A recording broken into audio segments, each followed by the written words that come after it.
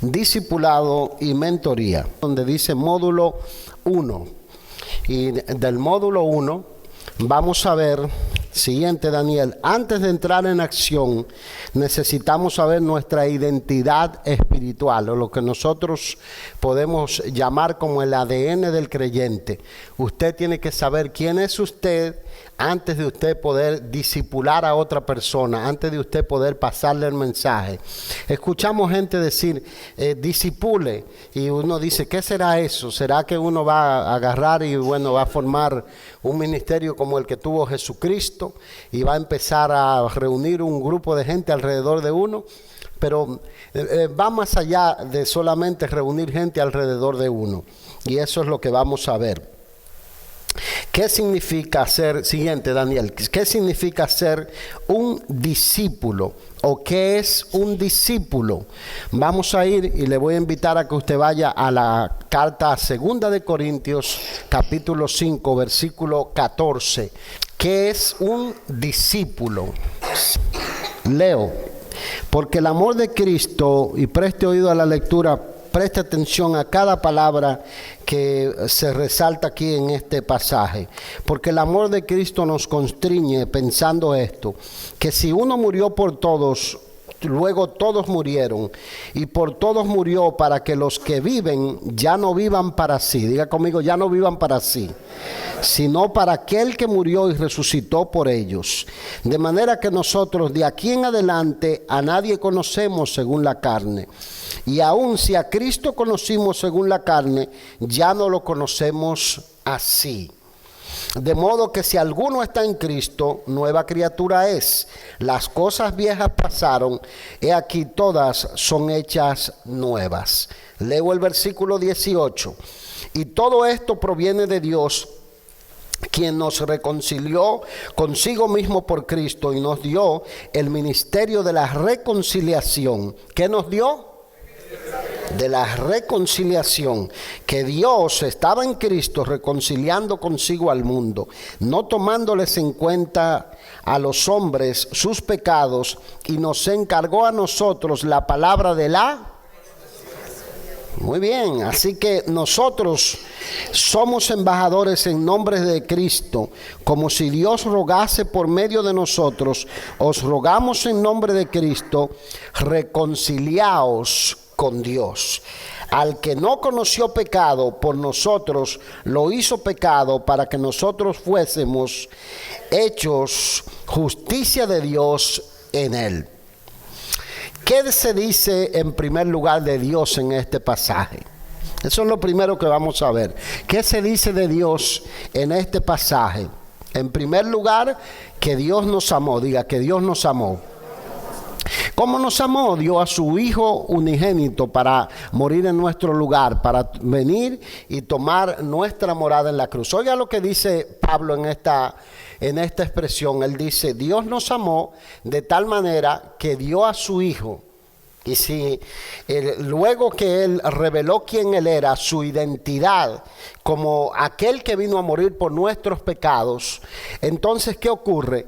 Que aún los que lo conocieron según la carne ya no lo identifican como el carpintero de Nazaret. Ahora lo identifican como el Hijo de Dios, como el Mesías, como el sustituto por nuestros pecados, como el que murió por nuestros delitos y pecados. Entonces, ¿qué dice entonces aquí en segundo lugar?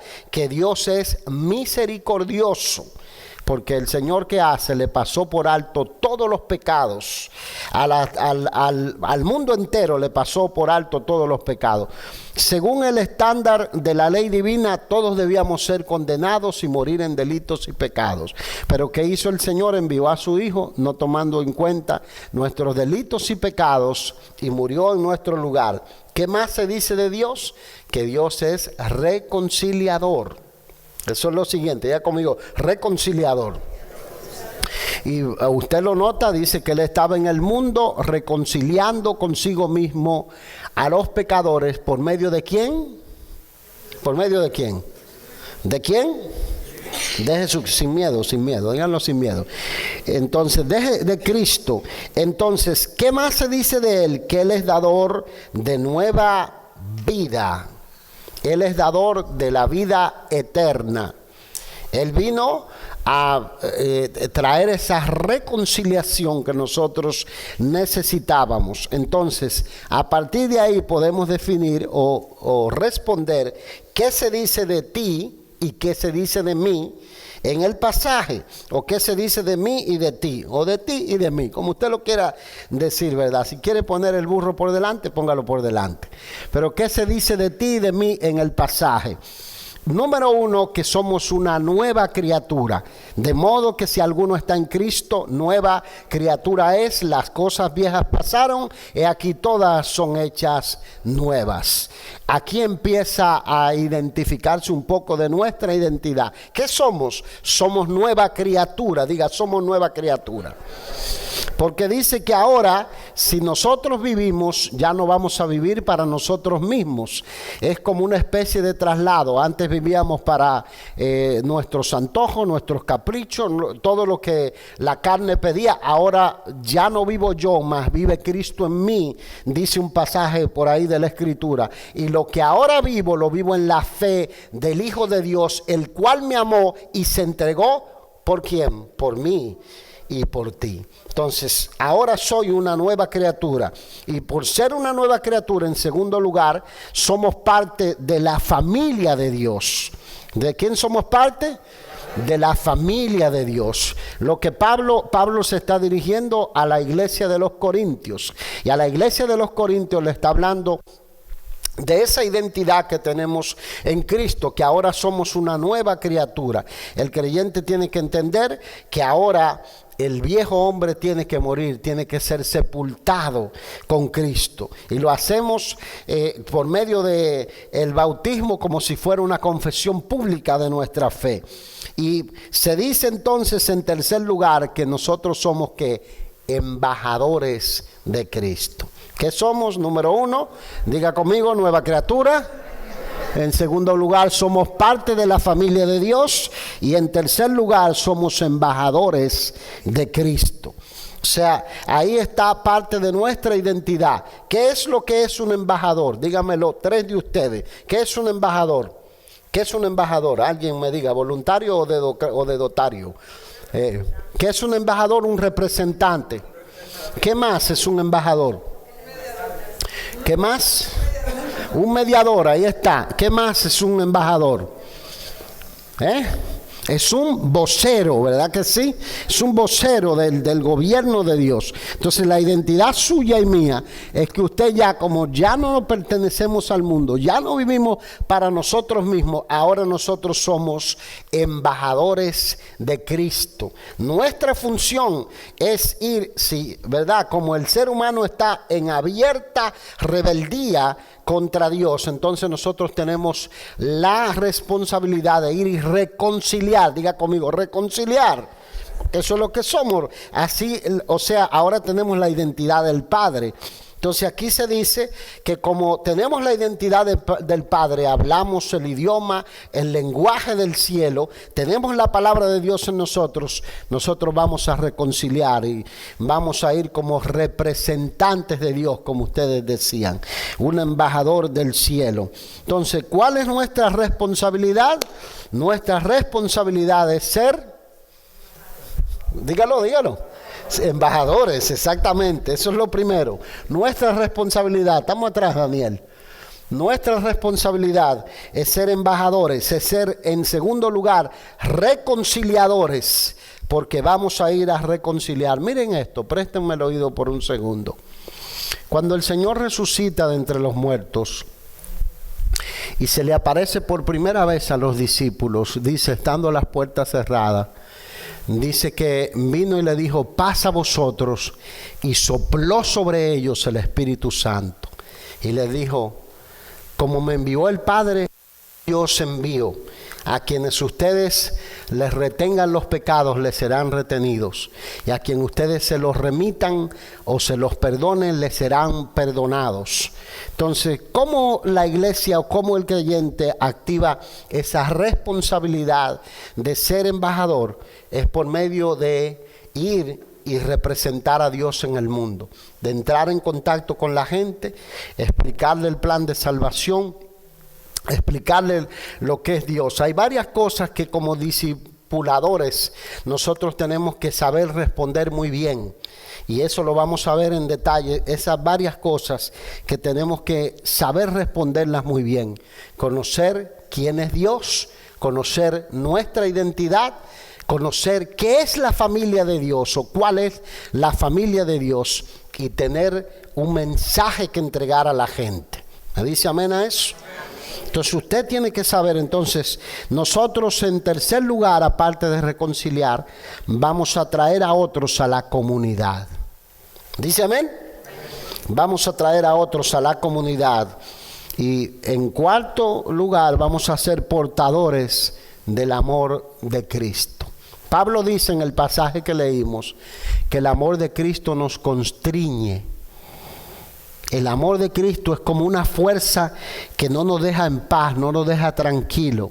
Cuando usted sabe que su vecino está a punto de ir a la eternidad o que su amigo está a punto de ir a la eternidad y no conoce al Señor, o un familiar suyo está a punto de ir a la eternidad y no conoce al Señor, el amor de Cristo no lo deja tranquilo.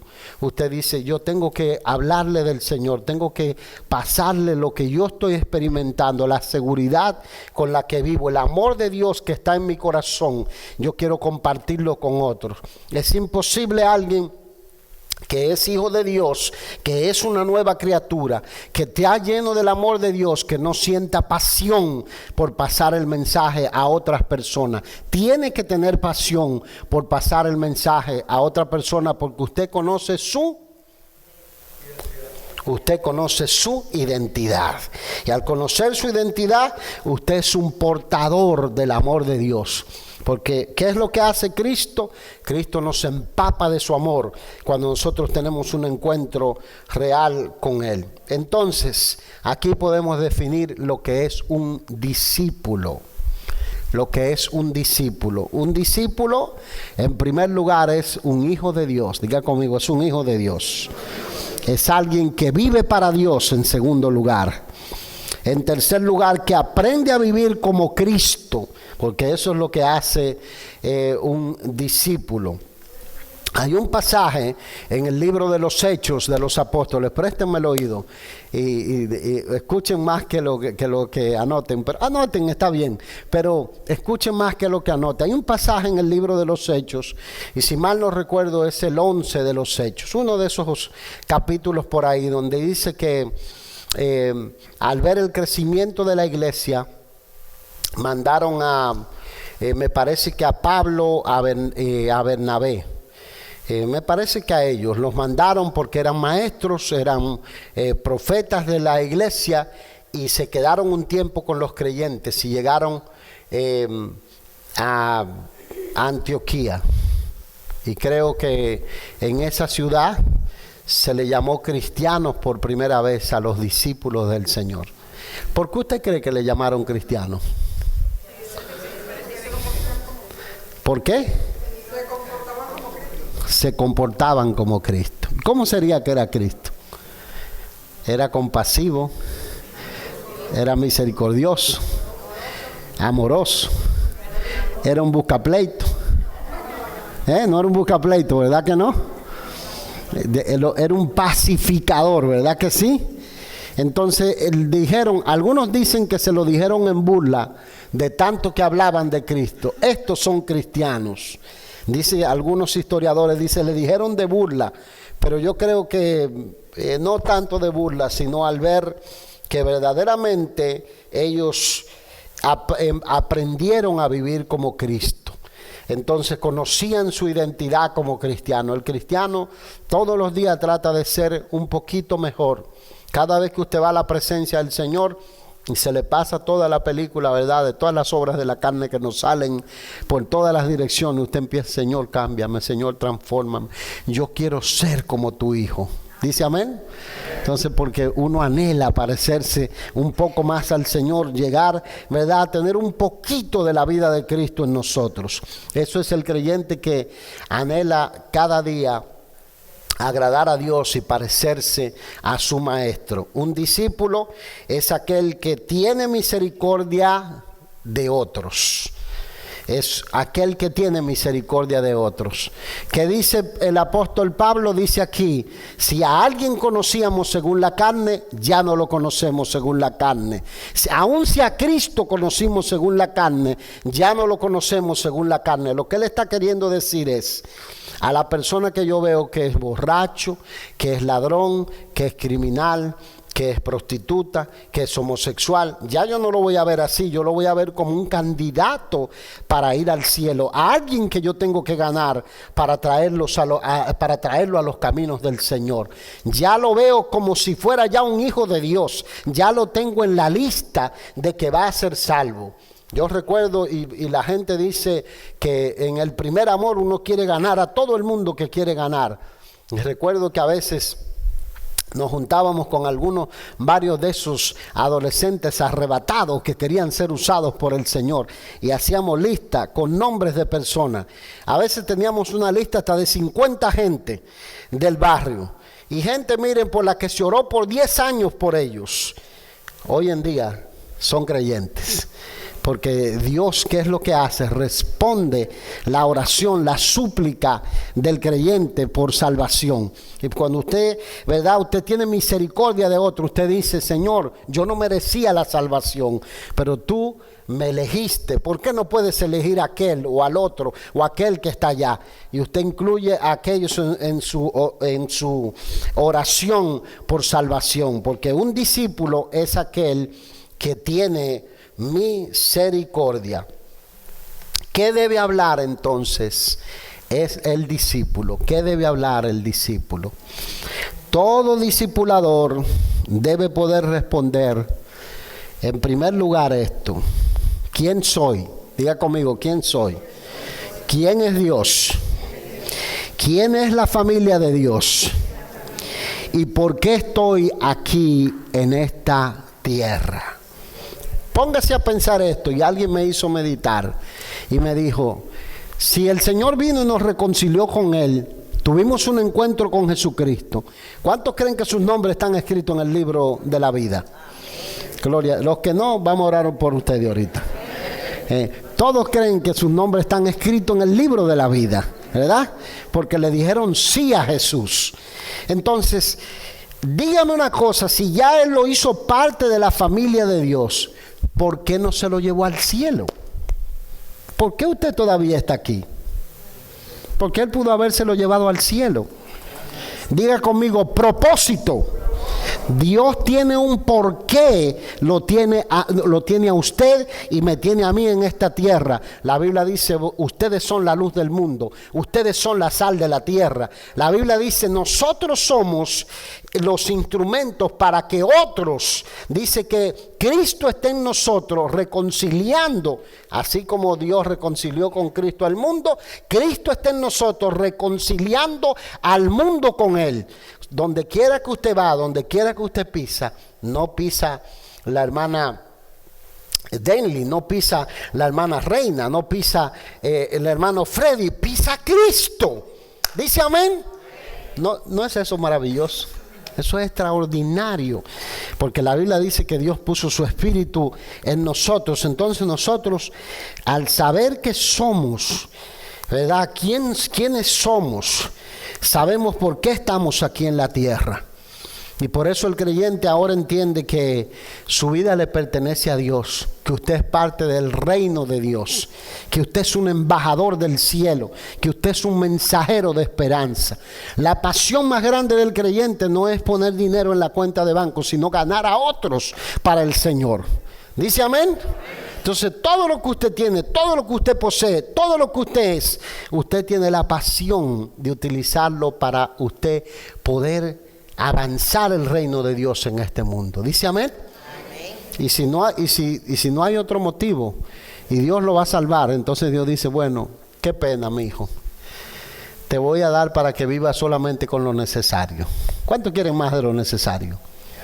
Gloria a Dios, empiece a ganar alma para el Señor. Aleluya. Mire qué negocio tan fácil. Empiece a ganar almas para el Señor.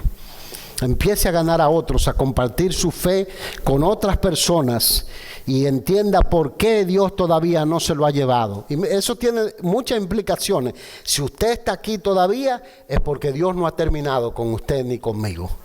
Es porque usted tiene un propósito por el cual existe. La iglesia, la familia de Dios tiene un propósito por el cual existe. Por eso no se concibe a un creyente solitario, apartado.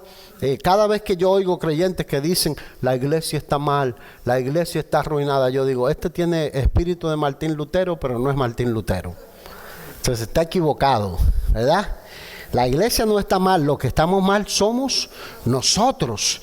Lo que nosotros tenemos que, ¿verdad?, ser parte de una iglesia que ame, de una iglesia que esté unida en la fe, de una iglesia que levante, el uno levante al otro, que cuando el otro está caído, el otro pueda decir, ayúdenme, no tengo fuerza para levantarme, porque usted es parte de la familia de Dios. Esa es la identidad de un discípulo. Mateo, ¿por qué estoy aquí en la tierra? Mateo 28, 18 al 20. Dice, por tanto, id y haced discípulos, diga conmigo, discípulos, a todas las naciones, bautizándolos en el nombre del Padre y del Hijo y del Espíritu Santo, enseñándoles que guarden todas las cosas que os he mandado, y aquí yo estoy con vosotros todos los días hasta el fin del mundo. Amén. Amén. ¿Qué tiene que hablar por último el discípulo? A ver, en los próximos 10 minutos voy a decir qué tiene que hablar. Todas las cosas, ¿verdad? ¿Cuál es el contenido del mensaje? Y yo le hago una pregunta importante aquí, usted no me la tiene que responder. ¿Conoce usted las 4 leyes espirituales? ¿Conoce usted las 4 leyes espirituales? Ley número 1. La primera ley, Dios te ama. ¿Cuándo? Y tiene un plan maravilloso para tu vida. Aquí le estoy pasando una herramienta importante para que usted sepa qué usted le tiene que hablar a la gente. Dios te ama y tiene un plan maravilloso para tu vida. Miren esto, y esto lo vamos a ver a lo largo de este entrenamiento. Cuando usted, présteme el oído y mire aquí, que no voy a ir al siguiente hasta que usted no preste el oído y me mire aquí. Cuando usted va a evangelizar a alguien, usted no lo tiene que asaltar. Mucha gente de nuestra generación se paraba en una esquina y le decía, impío, arrepiéntete. Y la gente ya no está practicando la misericordia porque capaz él era más impío que ese que va caminando. Otros se creían Juan el Bautista. Generación de víboras, ¿cómo escaparéis de la ira? Entonces, ya la gente no te va a escuchar el mensaje, ¿verdad? Entonces, lo que la gente necesita saber es, cuando usted lo ve interesado, cuando usted ve que la persona abrió una puerta, que tiene una necesidad de Dios, Dios te ama, sin importar tu condición.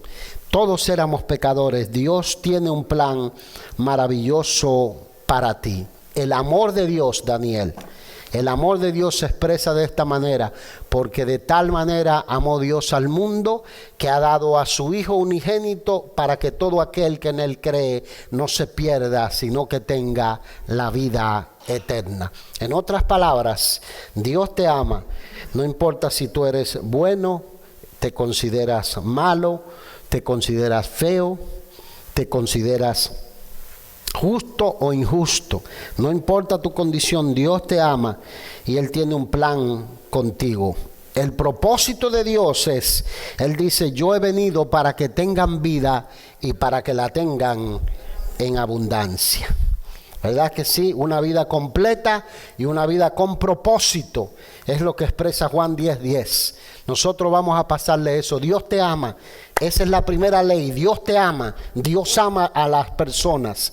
Lo primero es decirle Dios te ama, no empezarle a decir, ¿verdad?, cómo es que se tiene que poner el zapato, si es marrón. No empezarle a decir lo que le van a cambiar. No, que en mi iglesia, ¿verdad?, el pelo hay que tenerlo a cierta medida, o que nos peinamos de una manera, o que usamos tal. Eso no es lo que la gente necesita oír. La gente necesita oír que Dios lo ama, que Dios lo acepta tal y como Él es, y que tiene un plan maravilloso para su vida. Usted sabe por qué la mayoría de las personas no experimentan la vida abundante. Porque le hace falta a Cristo. Dice amén. Porque Cristo vino para dar vida eterna, pero junto con ella vino para dar vida abundante. Dice amén. Y usted sabe por qué el creyente a veces solamente tiene vida eterna y no tiene vida abundante.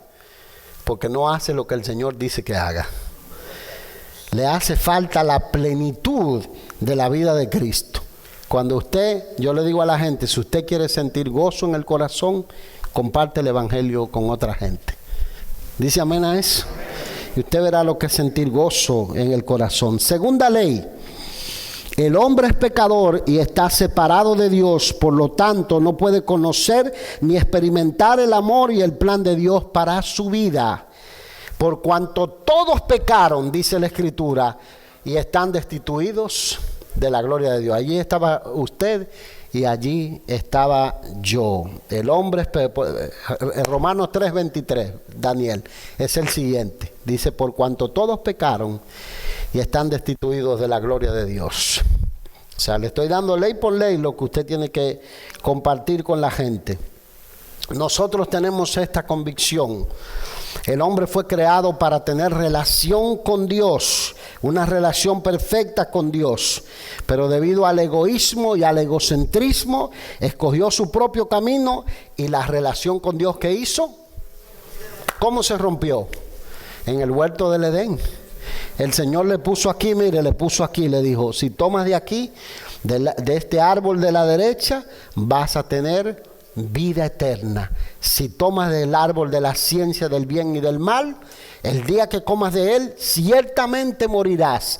Y el hombre se fue detrás de su egocentrismo, de hacer lo que quería, y usted dirá, ¿por qué no me lo encuentro a Adán en algún cañaveral por ahí suelto para darle unos palos? Pero yo le digo, si usted hubiese sido Adán o yo, hubiésemos hecho lo mismo. La evidencia está puesta hoy en día. ¿Cuántos de nosotros se nos predicó el evangelio tantas veces y decíamos, ahora no, lo haré luego, ahora no, lo haré luego?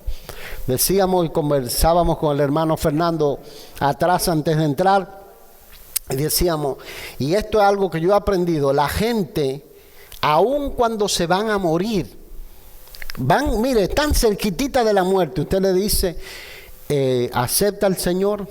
A veces están tan endurecidos que ellos en su mente dicen, lo voy a dejar para después, porque yo me voy a levantar de esta, voy a pegar una buena parrandeadita, me voy a pegar una buena bebeíta por ahí, y después el Señor me va a dar la oportunidad. Y se mueren. ¿Y dónde usted cree que se van a despertar? ¿En el cielo?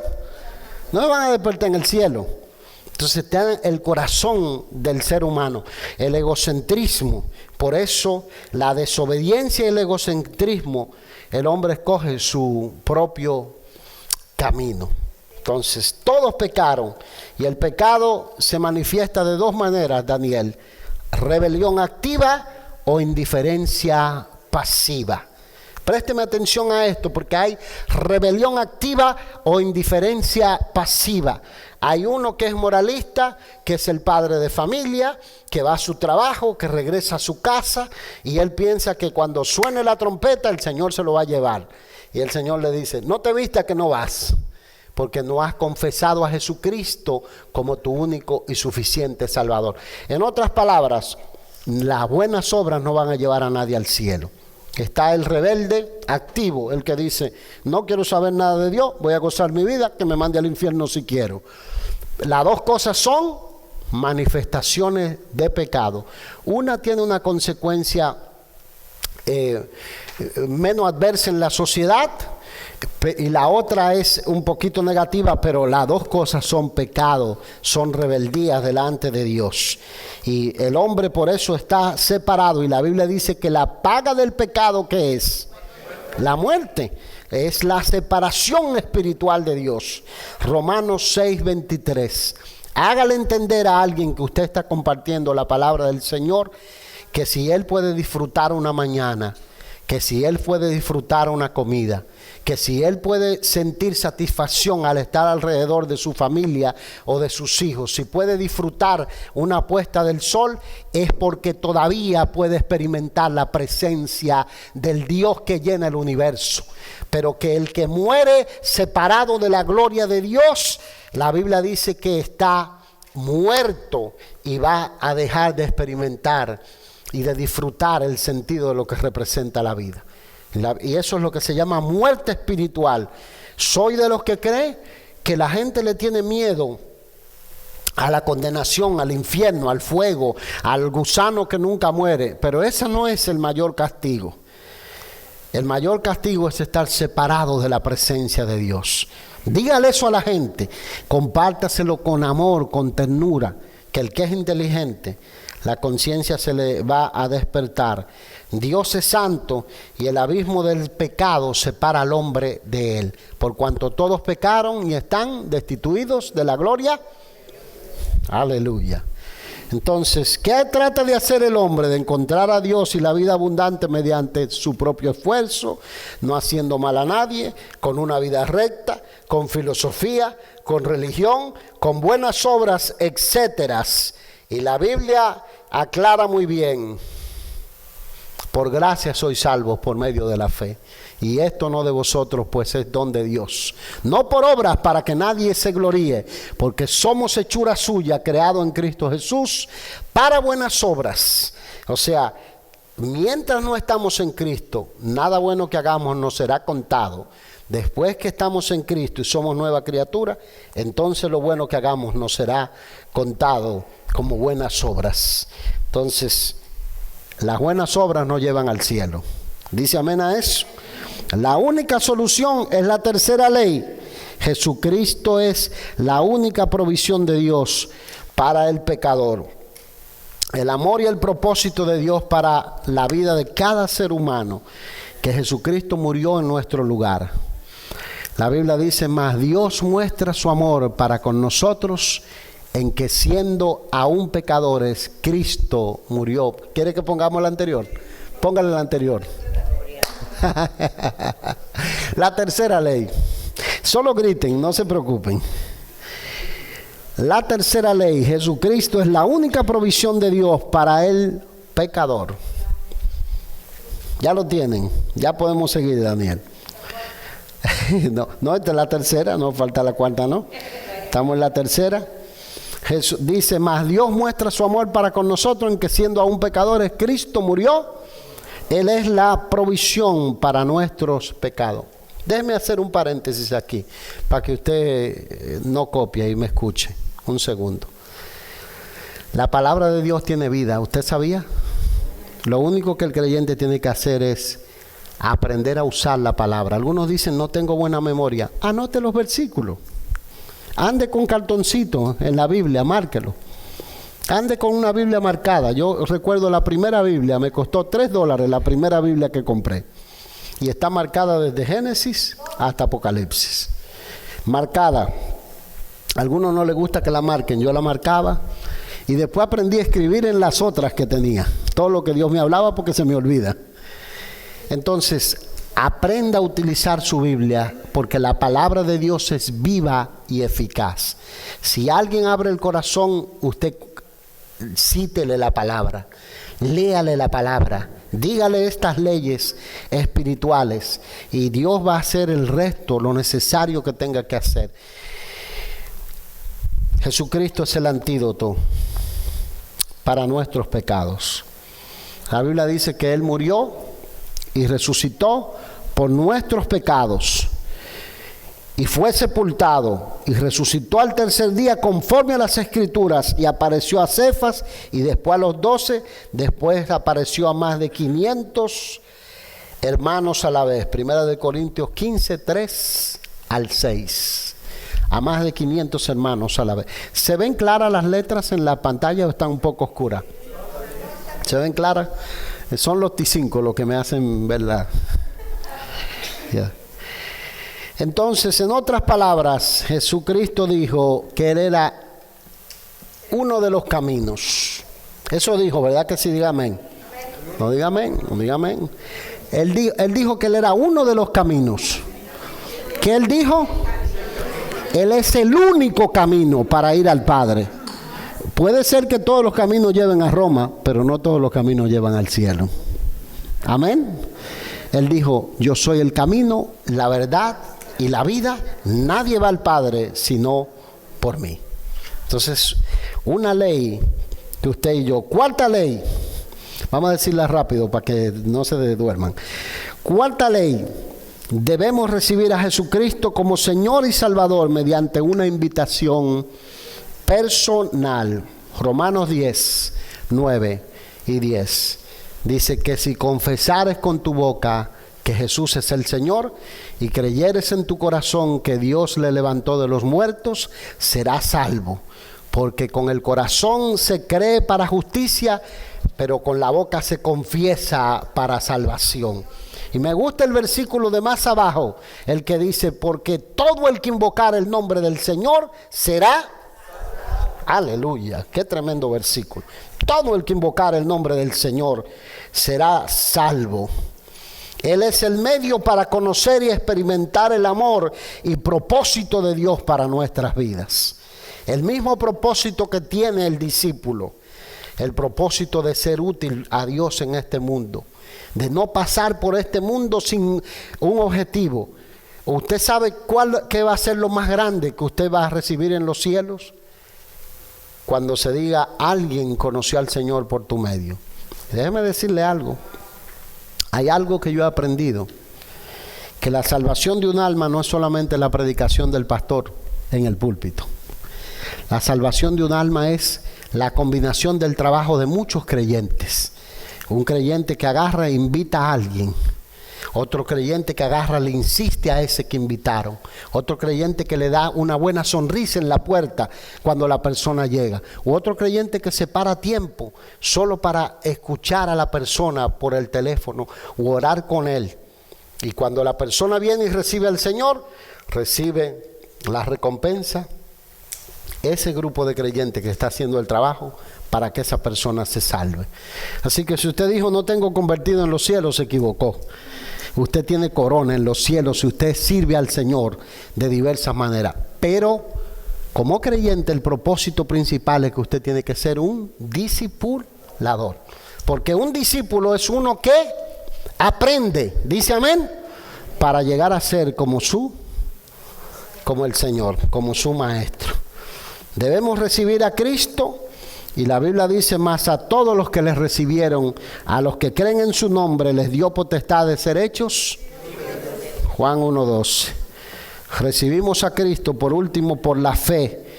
La Biblia dice, y se lo cité, por gracia sois salvos por medio de la fe, pues es don ¿de quién? Es un regalo de Dios. Es algo que no se compra, no por obras para que nadie se gloríe. No, Siri, no me interesa Siri ahora. Recibimos a Cristo mediante una invitación personal. El Señor dice aquí, yo estoy a la puerta y llamo. Si alguno oye mi voz y abre la puerta, yo entraré a él y cenaré con él. ¿Y él cenará con quién? Eso habla de comunión íntima. Eso habla de ser parte ya de la familia de Dios. Abrirle la puerta del corazón. Hay un cuadro que tenían en la puerta que fue hecho por un pintor donde presentan a Jesús tocando a una puerta. Y si usted nota el cuadro, la puerta no tiene picaporte. ¿Usted me entiende? ¿Cómo le dice usted al picaporte? Ok, no tiene chapa, no tiene manubrio, no tiene picaporte. El picaporte está por dentro. Solamente la persona le puede abrir la puerta del corazón al Señor. Eso mismo pasa con nosotros. El picaporte está por dentro. Al recibir a Cristo, ¿qué es lo que la persona hace? Se arrepiente, confiando que Cristo viene a nuestras vidas, perdona nuestros pecados y hace de nosotros una persona nueva. y yo quiero que usted entienda esto y se lo haga entender a la gente, no es algo meramente intelectual, es un asunto por fe. Yo les contaba a la hermana Annie Carman, que fue una misionera que se dedicó al Señor y fue a la presencia del Señor hace un par de meses atrás. Cuenta que su papá se convierte, ellos no conocían del Señor.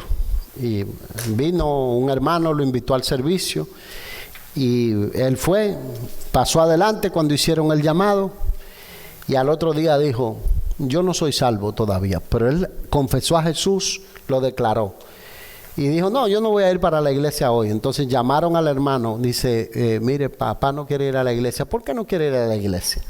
Dice, porque él no sintió nada cuando pasó al frente. Entonces el hermano le dijo, la salvación no es una emoción, la salvación es la obra de Dios por medio de la fe. Usted tiene que creer por la fe que usted hizo lo suyo y Dios hizo lo que a él le tocaba. Ahora usted es una nueva criatura porque por gracia, dice, soy salvo. ¿Por medio de qué? De la fe. No es por medio de una emoción, es por medio de la fe. Por eso la salvación es un asunto de fe. Aun cuando usted no siente nada, usted sabe que Dios está vivo, que Dios es real, que Dios es su Padre, que Dios lo ama, que usted está seguro que su nombre está escrito en el libro de la vida porque Él lo declaró. Es un compromiso que Él lo hizo en la Escritura. Y yo voy a parar aquí. Vamos a ir, Daniel, al último que dice, debemos compartir la identidad del discípulo. Compartir la identidad del discípulo. ¿Qué es lo que vamos a hacer por último? Cuando alguien, esas 3 leyes espirituales se las explicamos y la persona confiesa a Jesús, hace la oración de fe, hace una confesión pública de su fe, lo que hacemos entonces es que compartimos la identidad del discípulo, porque esa persona se va a convertir en un discípulo. Eso es lo que se llama ir y hacer discípulos. Algunos tienen, verdad, la idea de si primero lo doctrino y después lo bautizo. Vaya a la Biblia y la Biblia dice que primero lo bautizaban y después lo doctrinaban. Y si usted quiere doctrinarlo y después bautizarlo también es válido, ambas cosas. Pero lo que usted debe compartir es la identidad del discípulo. ¿Cómo usted comparte la identidad del discípulo, lo que usted es? Por medio del ejemplo. ¿Dice amén? Si usted dice que es cristiano y cada 3 segundos en su trabajo está maldiciendo, nadie le va a creer. Nadie va a ir donde usted que haga una oración. Usted tiene que mostrarlo con el ejemplo. Con el ejemplo, usted tiene que ser ejemplo. Con el testimonio personal. Todos tenemos una historia de cómo Dios nos trajo a sus caminos, de lo que Dios está haciendo ahora en su vida. Así usted va a compartir la identidad del discípulo con alguien a quien usted gana. El interés sincero por el bien de las personas, algo que nosotros hemos aprendido, no finja ser amigo de la gente para traerlo a la iglesia. Usted no necesita ser un amigo falso para traer a nadie a la iglesia. Ahora lo que yo le voy a decir, usted le habla a una persona, sinceramente se preocupa por su alma. Si la persona le quiere hacer perder el tiempo, suéltelo en banda, que Dios trate con él. Tampoco no va a andar con un maldiciente, con una persona que lo va a arrastrar a usted. No porque es mi amigo, no, porque eso es idolatría. ¿Dice amén? No diga amén. Sí, amén, es amén, amén. Sí, amén. Entonces no puede, o sea, sinceramente interese, pues que la persona vea que a usted le interesa la salvación. Y el ofrecerle guía luego para seguir creciendo. ¿Cómo usted va a ofrecer esa guía para seguir creciendo? Pues lo vamos a ver en el segundo miércoles. Vamos a responder en el segundo módulo, después que recibió a Cristo la persona, ¿qué hago?